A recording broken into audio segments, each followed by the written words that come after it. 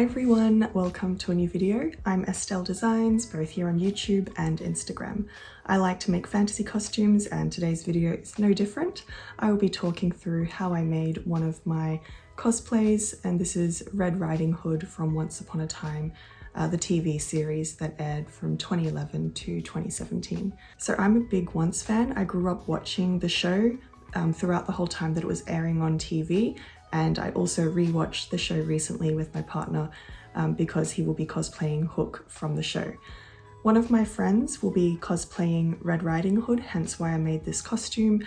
And I personally will be cosplaying Snow White. So if you want to see her white hunting riding outfit, that's already up on my channel if you want to see the detailed progress of that. So as usual, I have my iPad down here with my Instagram close friends stories for the making of Red, and I will just be going through these to refresh my memory as to how I made this cosplay and put it all into the one video here on YouTube for not only myself that I can refer back to it, but also it may help one of you out there who might be also making this cosplay. So all the fabrics at the time were 30% off because it was around Lincraft's Christmas countdown sale. They usually have it every year, so make sure to check out Lincraft if you are needing some fabric around that time. I managed to pick up some really good deals. A lot of the fabrics I picked up are from the clearance rack and they're already quite discounted, and then on top of that you get the extra discount, so that's super good. I ended up picking up some really nice red polyester, I'm assuming, definitely synthetic fiber fabrics, and this would be for the really big cloak and also Red's skirt. Because those require a lot of fabric, I wanted to go with something that was quite cheap, hence why I went with the clearance rack fabrics. I splurged a little bit more on the lace and the brocade for the bodice, as well as some of the trims that would go on the edge of the cloak. And I don't know if I added anything else extra to the bodice. I think I already had bias binding and those sorts of supplies on hand. It was a little bit different choosing between the different red fabrics because you can go for like really bright fire engine red, or you can go something a bit more burgundy, a bit more on that, yeah, burgundy, purple, pinky tones. I ended up going with just like a little bit darker of a red than the fire engine red. I felt that suited what I wanted more, as opposed to like bright in your face Santa Claus red. There was a really beautiful gold shimmery brocade type fabric, and I knew that would work perfectly for the bodice, and I overlaid some lace on top of that to achieve a similar sort of effect to Red's. Not perfect, hers is probably a bit more like embroidery fabric or upholstery fabric, something of that nature, but I thought these fabrics worked quite well and achieved the similar sort of look. So I got two types of trims. I got a red trim that was more heavyweight, and I also got a lightweight, more burgundy colored trim. And the reason why I got the two different tones is because the red trim on the red fabric wouldn't stand out as much, but if I had it backed by the burgundy color, then it would help, I guess, bring out the red trim. So that's why I decided to go with that. For my pattern, I used Nikita Cosplay's Self-Made Princess pattern. I think this was my very first time using it, and I really enjoy using this pattern. It's very easily modifiable. You can change how you want the straps, or how low or high-waisted you want it, how pointed you want the front. Yeah, it's just a really easy to use pattern, and I just used the basic bodice pattern that has the straps that go over the shoulders, comes down, and I changed it so it had a busk front and then a lace-up back. So that's what I did. I did shorten the pattern a bit because I wanted the waist to be, I didn't want the pattern to be as long-waisted as what the original pattern is. And I also omitted the back panels of the pattern because I found that I didn't need that, especially with it being a lace-up bodice over the top of a shirt that you wear underneath. You don't necessarily need it to lace up so it closes in the back. I cut out all of the bodice pieces out of my bodice fabrics, so that includes the gold fabric, the black lace, and I also used just a standard brown cotton drill, I think it was, as the support structure for the corset. I started assembling the bodice from the center front and then going outwards. So I did the center front for the left and the right sides, obviously, and I inserted the busk. So to sew a busk, it's quite easy. You just sew down the center front of the bodice, but instead of sewing all the way down, you leave little gaps of where the closure of the busk goes into that part. It's very hard to explain, but you can see it in the progress that I'll show on the screen, and you can also search up plenty of YouTube tutorials on it. I used the sandwich method to sandwich all of my pieces together and to move along from the front panels to the side front panels, side, so on and so forth, all the way towards the back. I do have a YouTube tutorial video that I made quite recently about this whole sandwich method if you are curious and want to try it for yourself.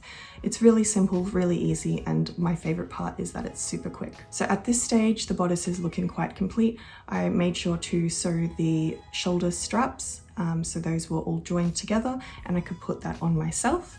And I just made sure that there was enough room in the back so that I could put in the lacing at the back. I made sure to insert boning channels at each of the seams, and I would be just using cable ties as boning for this project, I believe. And once all the boning was put into the bodice, I could just bind the edges with some simple brown bias binding that I had on hand. I did that all along the top edge for the neckline, I did it on the armholes, and also all along the bottom edge of the corset. Like I said, I do have a YouTube tutorial up on how I make pretty much the exact same corset. It's just in a different color, so I will link that down in the description below and somewhere up on the screen. So that's essentially the bodice done after you just put in some eyelets in the back and lace it up with some ribbon. So what I'll move on to next is the skirt. So for red skirt, I used that red clearance fabric that I bought. I had 9 meters of this fabric, and that was to make both red skirt and her cloak. Essentially, I used one of my petticoats that I had, laid that on top of the fabric, and the fabric was folded over once, and I cut out that general shape, and I also used those offcuts, so the triangle offcuts on the side, I sewed along the straight edge of that, and that would then form a gore, I think it's called. And then I could insert that into the skirt to make it more full. The reason why I do this is just so the skirts are more swooshy without having to purchase more fabric. You're really using the last of the fabric down to the last remnants. So I pinned that gore to the side of the skirt, both sides, and sew that all down, and that then just leaves us with the hem. I leveled out the hem because it is more circular.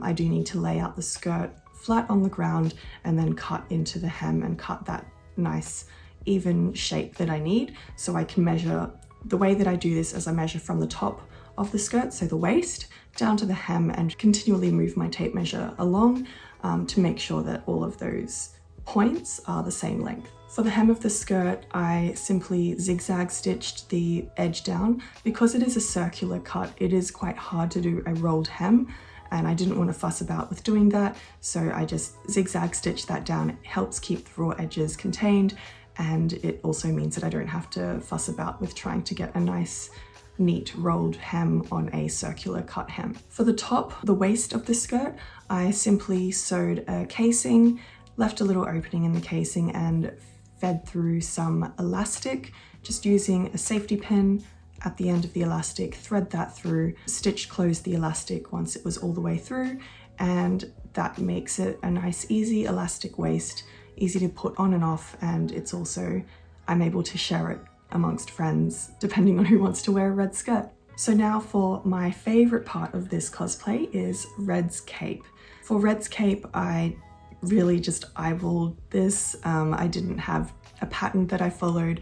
I do have a cape that I've made before, so I think I use that as a general guide, but because that other cape is very, very big, I did not have enough fabric of this red fabric to make something that big, so I did just eyeball it. So I cut this general shape. Basically, you go down the length of how long you want it based from the nape of your neck all the way down to the ground, and you splay that outwards a bit, and depending if you want like a train on the cape, you can extend that out so it's longer than your actual length of your body. And then for the top, I measure around how wide I guess I want it around my neck, and I just use some rough measurements to make that up. Because the cape is so wide, I do need to cut 2 of these pieces and then sew them together down the center back seam, and then that forms the really wide cape effect. So I forgot to actually mention I cut 4 of these pieces out. 2 of them would be sewn together for the lining, and then 2 of them would be sewn together for the outer fabric. I sew the center back pieces for both the lining and the outer fabric, and I iron open those seams. Once that has been opened up, I lay both the lining and the outer fabric pieces together, right sides together, and then sew all around the edges, except for the whole neckline edge. I don't want to sew that because I need that to turn it right side out. So before turning it right side out, I make sure to trim all of the seam allowance, clip any edges along the curved edges so they can turn out a bit nicer. And when I turn it right side out, I iron all of those edges so they're nice and clean. And once all of that's done, you get something that looks a bit like this. So nice and swooshy, you've got the double layer, you've got the hem already done for you, and all of the raw edges are hidden on the inside. So for the hood of the cape, I cut again, not following any pattern, just general rough shape. I measure how like droopy I want it around my head. So if you imagine like your hood being this sort of tall, and if you want it to droop onto your head a bit more, you want to cut that a bit longer than your actual like collarbone to top of your head measurement, and then just sort of like guesstimate how wide you want this to come out as well. And the shape that you end up with is on the fold of the fabric, you have like the opening for your head on the straight edge, and then you've got the curved edge, which is the part that goes along the back of your head, along here. And then the bottom edge for where it meets the neck of the cape, that's just a straight bottom edge. So you want to cut out 4 of those pieces because we are doing the whole lining and outer fabric thing again. So 2 for the lining and then 2 for the outer fabric, because we are sewing them again down the center back seam, which is the back seam that goes along the back of your head. So again, trimming the seam allowance and cutting out those little triangles on any corners or any curved edges. And then you sew those 2 different layers, so the lining and the outer, together, and you sew it along this like front edge. So that will be the long straight edge when you're laying it down flat.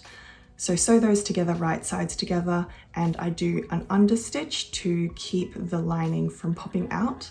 I want to keep the lining on the inside, obviously, so that's what that is for. So once the hood is understitched on the lining side, you can turn that to the right side, iron that down, iron throughout all of this, like it's such an important step. And then we can start pinning the hood and the cape together. To do this, I started with I think it was the inside, like the lining side first. So the lining of the hood to the lining of the cape, right sides together, pinned and sewed that down. So once that's done, we're just left with the outer part of the cape. I ironed the bottom edge of the hood of the outer fabric because that would really help with getting nice placement onto the outer part of the cape. So I pin all of that down, sew it, and I also, just before I sew the very ends, like where it meets at the front, I make sure to sew some little ties as well. So I just made some self-made ties out of that same red fabric so it would all match. That is the cape done. At this point, you know, that's a finished cape. You can go out, wear it, but I wanted to add some little extra details. Really, all I did was just pin down the different trims in a way that I liked on the edge, so all along the hood and then down the front edge of the cape. Sewed that down, and there you go. So that's how I made red. I'll insert some shots of my friend wearing it at the con. I'm sure we will have a great time. Right now, as of filming this, I haven't actually been yet, but it is in a few weeks and I'm very excited to do the big once group with all my friends. I am also making a Once Upon a Time book, so keep a lookout for that on the channel sometime soon, I'm hoping. Let me know if you want to see more once stuff, because I would love to make a Regina outfit one day. Just don't know when that will be. Anyway, thank you for watching. I hope you enjoyed this one. Until next time, stay creative.